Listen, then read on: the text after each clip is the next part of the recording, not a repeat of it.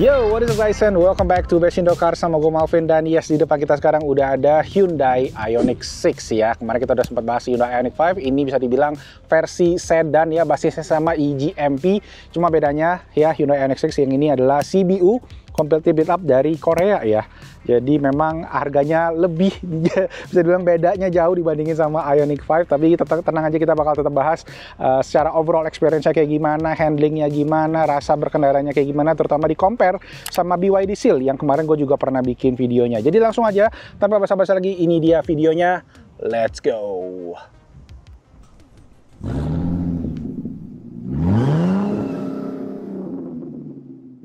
Oke, jadi yes, ini dia Hyundai Ioniq 6 dan harganya di Indonesia memang cukup tinggi ya, di 1,2 miliar on the road. Nggak tahu tuh sekarang ada diskon nggak. Dan ya, ini dia untuk bentuk mobilnya, memang agak unik, agak nyentrik, dan jarang banget sebenarnya kelihatan di Jakarta, apalagi di Indonesia. Mungkin di kota-kota lain ada yang sering lihat mobil ini guys, boleh di komen di bawah. Cuma memang setelah dilihat secara langsung, jujur mobil ini tuh keren loh. Gue tuh nggak nyangka, beda banget impresi ngelihat fotonya sama ngelihat aslinya. Terutama kalau dilihat di bagian belakangnya ini ya, yang kayaknya agak di foto tuh agak aneh, kayak agak Porsche banget. Cuma memang aslinya sih menurut gue proporsinya bagus sih masih. Dan ya kayak retro Porsche banget memang gitu, di compare sama retro 911. Mungkin kalian bisa lihat perbandingannya di sini. Dan ya kayak ada sayap ya 2 tingkat kayak gitu ya. Dan overall sih looknya sih menurut gue keren, terutama garis bodi bawahnya ini yang ke belakang ya, kayak melandai kayak gitu. Cuma memang bagian depannya ini, entah kenapa gue tuh ngerasa kayak, ini tuh gue akhir-akhir ini lagi sering lihat di YouTube, gue tuh direkomenin video Japanese salamander yang gede ukurannya, dan gue ngerasa kayak somehow agak mirip gitu. Nggak tahu sih gimana menurut kalian, mirip apa sih, kayak gue ngerasa mirip sama hewan animal apa gitu loh, tampang depannya ini. Nah, di bagian desain sendiri, gue tuh ada yang gue suka dari Hyundai Ioniq 6 itu adalah attention to detail. Jadi Hyundai itu banyak banget kayak semacam easter egg ya di Hyundai Ioniq 6 ini, yang semua melambangkan angka 6. Mulai dari ini, bagian bawahnya ya, ada 4 kotak, ada 6 kotak ya, kotak-kotaknya segi 4 maksud gue, 6 biji yang melambangkan Ioniq 6. Tadi ini sampingnya juga bisa kebuka kalau mesinnya lagi hidup. Kemudian di headlightnya juga, ini juga 6 loh kalau dihitungnya, 1, 2, 3, 4, 5, 6. Kemudian baru 1, 2, 3, 4, 5, 6 lagi, ini di RL-nya sama lampu sennya ya, sama dia pakai lampu LED untuk headlightnya. Again, 6 biji juga.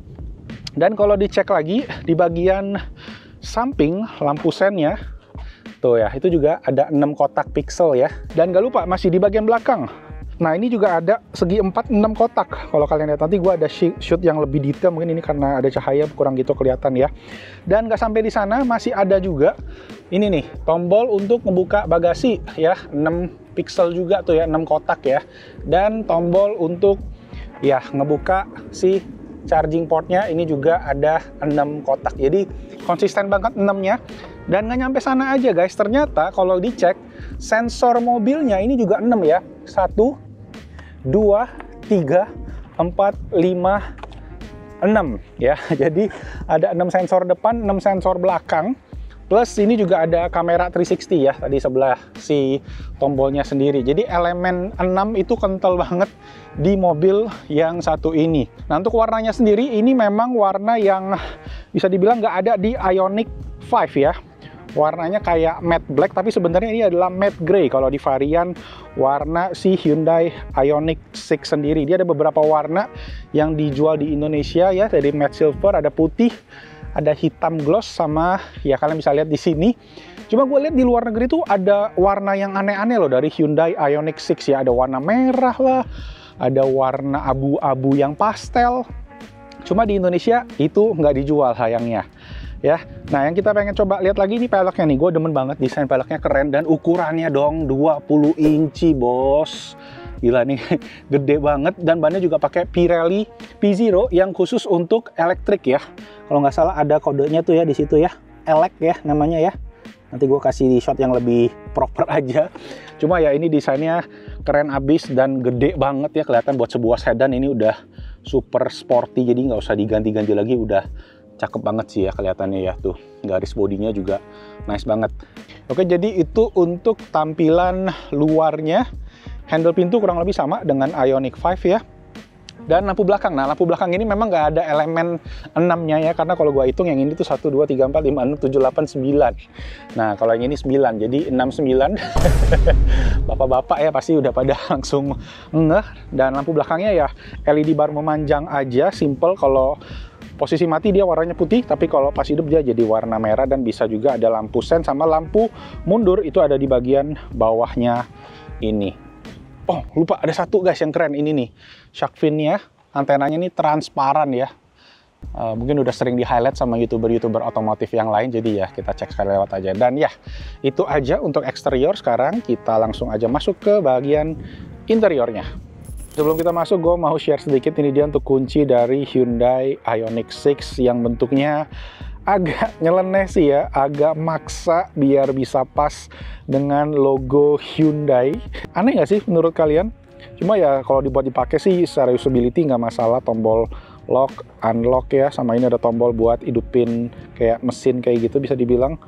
Kalau kalian mau ademin mobilnya dulu, sama di sini ada tombol buat electric luggage-nya. Dan kita juga belum lihat ya dari tadi ya luggage-nya ya. Udah deh kita cek luggage-nya dulu sebelum kita masuk ke dalam. Oke, jadi ini dia untuk bagasi belakang dari Hyundai Ioniq 6. Cukup gede, cuma kapasitas detailnya gue taruh di teks aja. Dan kalau kalian lihat bukannya super lebar ya, kayak hatchback kayak gitu hampir. Cuma memang dari segi tingginya ya oke lah, not bad lah. Nah di sini kalau kita cek ada storage ekstra ya. Kalau untuk kabel-kabel charger itu bisa dimasukin di sini. Dan di sini juga ada beberapa fungsi-fungsi lain kayak yang ini untuk ngebuka si pintu chargernya ya. Nanti kita cek juga. Sama ini nih ada buat narik kursi tengah. Jadi kalau kalian pengen bawa barang-barang yang misalnya lebih panjang kayak tas golf atau apa ya, tinggal tarik dari belakang aja itu bisa. Nah sekalian satu tadi kita cek di bagian pintu chargernya. Ini pakai CCS2 ya, standar ya. Dan Ioniq 6 sendiri pakai arsitektur 800 volt, jadi bisa sampai 350 kW untuk chargingnya ya. Bisa cepet banget. Dan spesifikasi baterai juga gue coba taruh aja di sini sama range-nya biar lebih detail. Oke, kalau udah kita cek ke satu lagi ya. Ada satu bagasi lagi di bagian depan sebelum kita masuk ke interior, yaitu front trunk atau suka disingkat sebagai frunk. Nah ini dia untuk front trunknya Ioniq 6 dan kecil banget, mungkin cuma bisa naruh ya ini ibaratnya kunci ya, atau buat taruh kabel mungkin masih bisa, kabel chargernya tadi. Dan ini memang kecil karena mobil ini menggunakan dual motor ya, all wheel drive ya. Yang speknya nih gue taruh aja di sini. Horsepowernya di 323 dengan torsi 605 Nm ya. Dan baterainya tadi 74 kWh, range-nya 435. Terus ada charging speed 350 kW dengan berat total di 2,1 ton. Jujur gue agak bingung sih beratnya berapa nih, cuma ya gue jujur di mobil nggak berasa juga ketika nyetir. Nih mobil 2 ton dan ini udah hidrolik, jadi ya kalau mau ditutup tinggal tekan aja pakai satu tangan. Oke, sekarang kita cekin ke interior Hyundai Ioniq 6. Nah kita hidupin dulu ya. Ya dari segi setir sendiri seperti yang kalian bisa lihat ini sama ya dengan Hyundai Ioniq 5. Cuma ada bedanya ternyata, yaitu di bagian tombolnya ini. Dimana tombolnya ini tuh dibalik ya. Kalau di Hyundai Ioniq 5 di kiri ini tuh multimedia, sekarang jadi cruise control. Sedangkan di kanannya yang jadi multimedianya ya, volume, next rewind track, mode, dan lain-lainnya. Awalnya emang agak kagok, cuma setelah gue pakai 2-3 hari sih udah langsung terbiasa sih. Terutama di cruise controlnya yang menurut gue ini paling oke sih dari segi implementasi, nanti kita bahas pas driving experience-nya. Nah ada tombol buat drive mode juga, yang mana terinteraksi langsung ke speedometer sama ke setirnya ya. Jadi kalau kita pencet nih ya, nah kita ganti ke mode normal, dia ada animasinya ya. Terus ganti ke sport ada lampu merah, dan kalau ke eco lampu hijau gitu. Nah ada pedal shift juga di bagian belakang untuk regenerative brakingnya. Ada stocks buat sen, masih kurang lebih sama ya dengan blind spot monitoringnya Hyundai, yang menurut gua ngebantu, cuma banyak orang bilang agak mengganggu. Dan lanjut ke bagian samping ya, di bagian layar juga ini masih kurang lebih sama, sekarang lagi di posisi Android Auto, cuma ini gua pakai adapter yang bisa wireless, yaitu yang Motorola ini ya.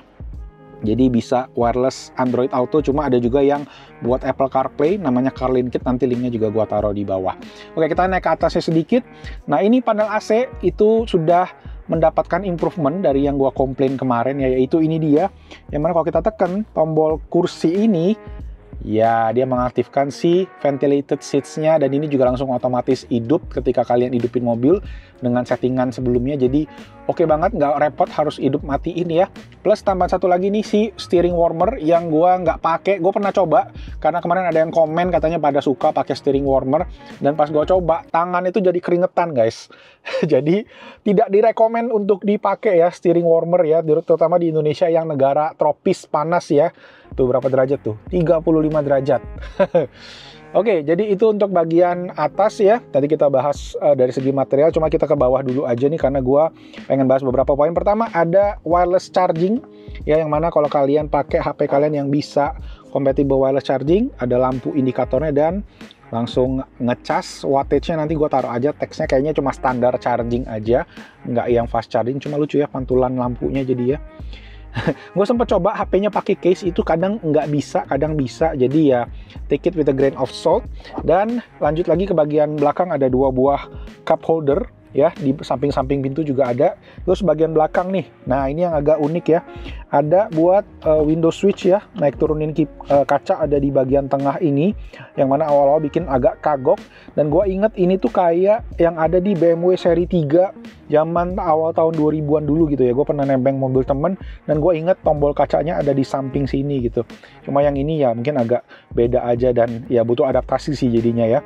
Untuk kunci pintu juga ada di sini, auto hold, dan untuk kunci kaca ya, naik turunin kaca. Dan di belakangnya ada sedikit slot juga, bisa buat taruh HP atau bisa buat taruh kunci gitu-gitu bisa. Sekalian kalau kalian mau lihat ke bagian dalam, nah di sini ada USB Type C untuk ngecas ya, dan buat taruh dokumen cukup dalam juga storage space-nya, jadi lumayan banget. Dan di bawah sini juga masih ada, sorry kalau berantakan, ini gua alat-alat syutingnya lagi gua taruh di sini, cuma oke banget dari segi space, banyak yang bisa kita pakai.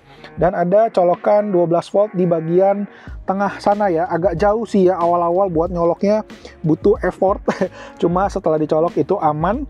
Dan ada colokan lain juga sih sebenarnya di belakang, nanti kita bakal cekin. Nah kita cek ke bagian door trimnya sekarang. Nah di bagian door trim sendiri ini banyak pakai bahan hard plastik ya. Soft touch-nya cuma ada di sini. Dan di sini ada speaker Bose ya, yang mana pakai kayak metal gitu. Dan ini speakernya menurut gua oke banget sih. Speaker, salah satu speaker the best yang pernah gua denger dari sebuah mobil ya. Ini speaker bawaan yang oke banget lah. Terus di bawah, nah ini ada space lagi buat taruh-taruh barang, dokumen, dompet gitu-gitu mungkin. Cuma sayangnya botol, ya untuk taruh botol ini cuma bisa botol kecil nih kayaknya ya. Karena agak pendek nih. Mungkin botol besar bisa, cuma agak ngepas. Dan di atasnya sendiri juga ini juga gede banget. Gue bisa taruh tongtol di sini ya. Bisa buat taruh HP, dompet gitu juga bakalan enak, gede banget. Dan ya kayaknya nih karena nggak ada tombol, jadi ya mesti agak adaptasi aja. Tombol-tombolnya di sini kayak Ioniq 5 ya, parking brake, ada tombol buat pintu charger, traction control, dan tombol buat kaca spion. Nah di sini mesti agak ribet sedikit ya posisinya ya. Untuk dashboard keseluruhan sendiri, ini bahannya tadi kayak gue bilang banyak pakai hard plastik juga ya, di bawahnya sini ya, di atasnya ini doang yang karet. Jadi ini sama dengan yang ada di armrestnya tadi, yang bahannya agak kayak karet silikon yang agak keras. Jadi buat taruh tangan gitu sebenarnya masih oke-oke aja sih, masih nyaman-nyaman aja. Dan gue juga suka pegang bagian sampingnya ini ya, karena nggak ada yang dipegang di kiri, cuma ya bisa dipegang, jadi posisinya menurut gue oke. Cuma memang buat harga 1M-an menurut gue ya materialnya kurang mewah aja. Cuma gue ngerti memang Hyundai konsepnya di sini interiornya tuh pengen bikin yang lebih apa sih, go green ya. Jadi environmental friendly, yang mana bahannya ini dia pakai yang bisa dibilang recyclable. Nah di atas ada kaca spion, dan di sini ada lampu yang sistemnya sensor, jadi kurang lebih sama dengan Ioniq 5 ya. Cuma di sini ada sunroof ya, atau moonroof, cuma nggak sampai belakang banget, cuma segini aja ya. Jadi kalau dibuka, nah terang banget, segini kebukanya, jadi kurang lebih posisinya sedikit di atas headrest dari kursi penumpang ya, baris pertama bisa dibilang kayak gitu. Oke, jadi itu tadi gue tutup aja karena panas di depan ya. Dan yang untuk shades-nya juga ini elektrik ya, jadi bukan dibuka secara manual. Nah, untuk spion juga ini spion day and night ya, kelihatannya ada bezel hitamnya kayak gitu, jadi auto gelap kalau kalian kena lighting. Dan terakhir sebelum kita ke belakang, kursi ini gue suka banget, desain headrest-nya keren, dan joknya juga ini kulit yang ada perforated ya, jadi ada cooler dan ada warmer juga. Sama ini sama kayak Ioniq 5, ada tombol buat maju mundurin ya. Jadi kalau kalian duduk di belakang sini bakalan enak banget, dan ini kalian bisa lihat dari sekarang space-nya gede banget, makanya kita langsung aja coba cek ke bagian belakang. Oke, kita masuk ke kursi belakang. Aduh, kepala gue nyantuk. Dan ya, seperti yang kalian bisa lihat nih, posisi duduk semua di headroom sih terutama yang agak kecil. Cuma dari segi space ini menurut gue oke banget. Ini kita lihat ya, terutama di bagian kaki.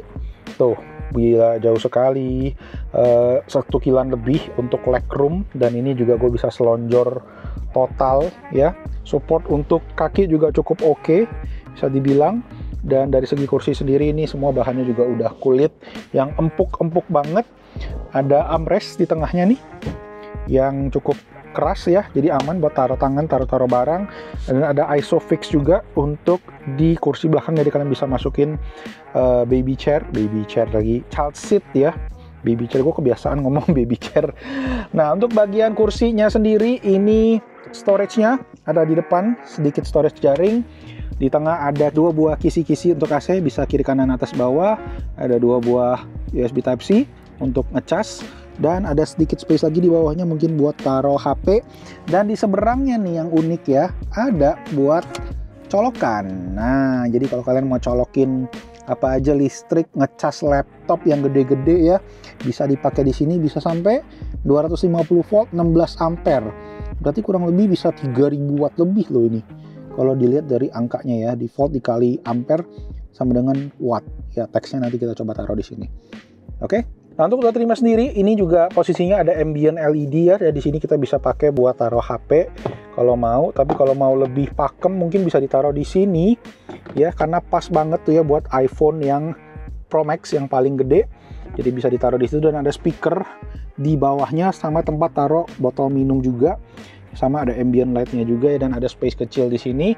Terus untuk naik turunin kaca normal posisinya, dan ada seat warmer juga yang mana di Indonesia jangan dipakai guys, panas. Oke, jadi itu tadi overall untuk kursi belakang, benar-benar luas banget, nggak ada jeglukan ya. Jadi buat jungkir balik, linding-linding, anak gua tuh sampai bisa lari-lari di sini. Gitu. Ya udah, sekarang kita langsung aja masuk ke driving experience-nya Hyundai Ioniq 6.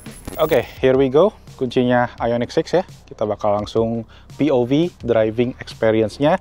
Dan kalau kalian bawa kunci ini mendekat ke mobilnya, dia ada kayak welcome unlock kayak gitu ya. Jadi tinggal buka aja. Cuma sayangnya memang dia nggak ada walk away lock. Jadi kalian harus ingat untuk ngunci sendiri. Terutama handle pintunya ya akan selalu kebuka kalau kalian nggak ngunci. Nah, sekarang kita tinggal start aja.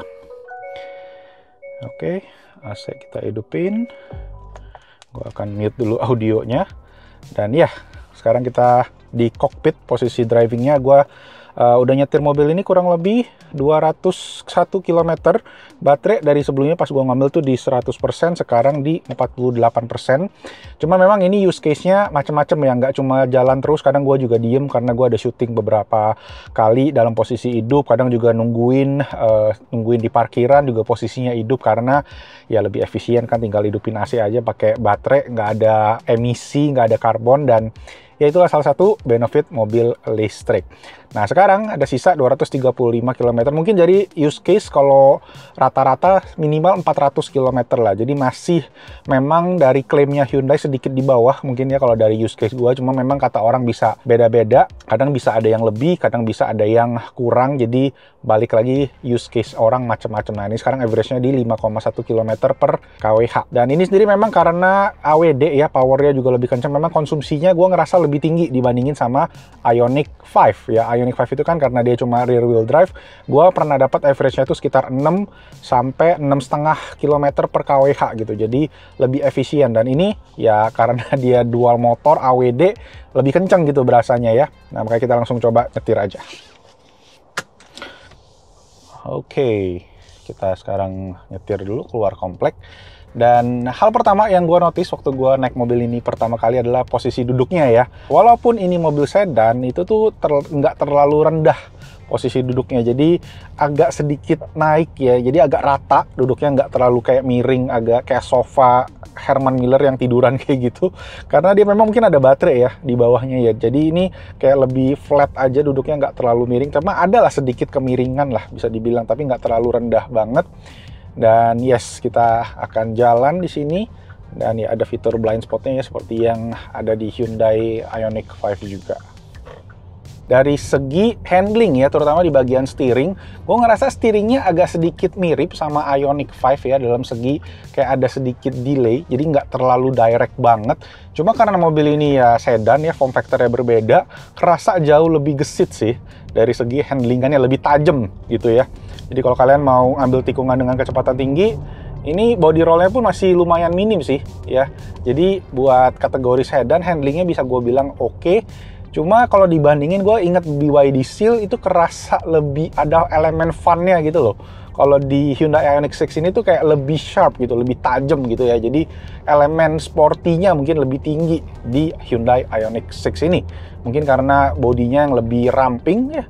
Dan ngomongin bodi sendiri, gue suka banget nih ya, pantulan dari siluet Ioniq 6 ke belakang tuh kayak ada miringan kayak gitu kan. Jadi ya asik sih, dilihat spion tuh tiap kali tuh berasa happy gitu. Kayak cakep. Ada Ferrari coy. Apa itu? 360 ya kayaknya ya, atau Berlinetta F12. Nggak tahu deh, gue nggak gitu hafal. Kalau kalian pada tahu bisa komen di bawah. Gila ya, one day kita bisa POV experience mobil itu deh. Nah, kalau ngomongin EV sendiri, pastinya yang jadi ciri khas EV adalah tenaganya ya, yang instan ya, torsinya juga ngejambak banget. Dan ya di Hyundai Ioniq 6 ini tuh gue berasa banget sih. Walaupun klaim Hyundai-nya itu di 5,1 detik, gue banyak nonton di video-video orang review lain kalau sebenarnya itu bisa jauh di bawah itu. Bahkan ada yang sekitar 4,6, 4,7 detik gitu ya, 0 sampai 100-nya. Dan emang ini tenaganya gue bisa bilang gila banget sih. Ini salah satu mobil terkencang mungkin yang pernah gue coba ya. Gitu, digas dikit aja udah langsung narik 60. Dan ini kita di mode normal ya. Kalau kalian pengen lebih narik, pastinya bisa ganti drive mode-nya ke mode sport, dan speedometernya langsung ganti juga tuh ya. Dan ini juga selain dia jadi lebih responsif, si pedal accelerator-nya, setirnya juga jadi lebih berat gitu. Jadi kayak berasa tarikannya kencang gitu loh. Dan itu yang sebenarnya gue agak kurang suka sih kalau setirnya jadi berat. Nah, dia juga ada satu mode lagi yang kalau kita tahan di tombol drive mode ini bisa ganti ke My Drive Mode. Nah, di sini kalian bisa setel tuh si pedal acceleratornya sekencang yang sport mode, tapi setirnya masih ringan kayak di mode standar kayak gitu, mode normal atau mode eco. Tapi tetap bisa dapat tenaga yang maksimal ketika kita ngegas. Gila, udah 80 aja. Kayak nggak berasa banget, ditekan dikit aja tuh udah naik terus gitu loh. Kayak nggak ada nafasnya, nggak ada habisnya gitu. Jadi agak bahaya sih jujur aja guys ya, kalau kalian beli mobil di teritori 4 detik kayak gitu tuh emang kenceng gitu loh. Buat orang-orang awam kayak gue sendiri, termasuk yang gue ngerasa gue sendiri awam, nggak pernah nyetir mobil-mobil supercar, ya ini tuh lumayan ngeri sih. Itu yang bikin gue awal-awal tuh jujur agak kayak ngerasa takut nyetir mobil ini dari awal. Cuma setelah ya ini hampir seminggu, gue ngerasa udah lumayan dapet gripnya. Dan ya ini emang jadi lebih enjoyable gitu nyetirnya. Walaupun kayak tadi gue bilang, kalau kalian pengen lebih bawa smooth, itu harus ganti ke mode yang eco. Nah, untuk tombol dari cruise control sendiri gue suka karena apa? Karena ini nih ya, di bagian setir sama si lane keep assist-nya itu tuh kita bener-bener switch-nya gampang banget. Kayak kalau mau hidupin tinggal klik sekali, ada logo setir. Nanti kalau dia udah sekian lama dia warna hijau, itu artinya dia hidup. Dan kalau kita mau matiin, tekan sekali dia hilang. Dan ada lane keep assist juga tuh ya, warnanya kuning sekarang karena gue matiin. Tapi kalau kalian mau hidupin tinggal tekan tahan aja, dan nanti dia akan berubah tuh. Nah, warnanya mati ya, jadi warna abu-abu, cuma nanti dia akan hidup setelah dia lihat kondisi jalan sekian lama kayak gitu. Dan itu semua pengaturannya kan langsung dari sini aja, lane keep assist sama si drive assist-nya ya. Kalau di Mazda gua sebelumnya itu gua mesti masuk ke dalam head unit ya, setting-setting lane keep assist atau ADAS-nya itu agak repot gitu kan. Kalau di sini semua udah jadi satu, tombolnya penggunaannya juga kurang lebih mirip, cuma memang di bagian multimedianya aja nih. Yang mana Hyundai itu kalau kalian ke arah bawah itu artinya next track ya. Kalau ke arah atas itu previous track, jadi kebalik ya. Sama kayak personnelingnya juga nih. Nah, ini juga gue juga baru ngeh sih. Sebenarnya menurut gue awal-awal ini tuh masuk akal langsung ya. Karena apa? Karena D di atas itu D kita maju ke depan, sedangkan R itu kita mundur kan. Jadi langsung puter atas bawah aja gitu. Cuma ada yang komen kemarin di video Ioniq 5 katanya ini bikin agak bingung ya. Dan ya gue baru notice, iya juga ya, sebenarnya kan aslinya kan PRND ya, sedangkan ini DNR gitu. Cuma ya logikanya masuk, kalau kalian mau maju ya kayak gue bilang tinggal ke atas ya, kayak ke depan, sedangkan kalau mau mundur ke bawah, ke belakang. Kurang lebih kayak gitu logikanya kali. Jadi makanya gue nggak bahas di video sebelumnya, karena menurut gue ini logis banget sih dari segi penggunaannya. Oh ya, satu lagi ngomongin si regenerative braking-nya, si iPedal ya. Gue sendiri udah coba ya, ini ada total ada 4 level ya, jadi semakin kalian gas, kalian angkat itu udah langsung rem. Regenerative braking-nya kenceng banget Hyundai. Dan ini udah masuk ke iPedal nih kalau kalian lihat. Nah, di iPedal sendiri ya kalian cuma pakai pedal gas aja. Ini yang gue lihat banyak orang suka, cuma gue sendiri jujur mungkin karena gue baru coba dalam jangka waktu yang terbatas ya, gue belum setangan banget gitu. Gue kayak better gue pindah kaki sih masih untuk rem sama gasnya gitu. Kalau di sini tuh kalian lepas gas dia langsung ngerem gitu ya. Jadi bisa bener-bener kayak ya satu pedal aja nyetirnya, one pedal driving, dan itu yang gue lihat bisa orang suka, dan ini nggak dimilikin sama banyak mobil lain loh, cuma beberapa doang, salah satunya Hyundai gitu, dan itu yang gue lihat banyak orang suka setelah cobain jadinya ketagihan gitu. Cuma jujur gue sendiri belum dapet feel-nya gitu ya. Dan kalau di-compare sama BYD Seal sih jujur, gue memang baru nyobain BYD Seal-nya yang versi premium ya, bukan yang versi performance 3,8 detik. Jadi take it with a grain of salt. Jadi segi performance jujur menurut gue Hyundai Ioniq memang lebih tinggi performance-nya.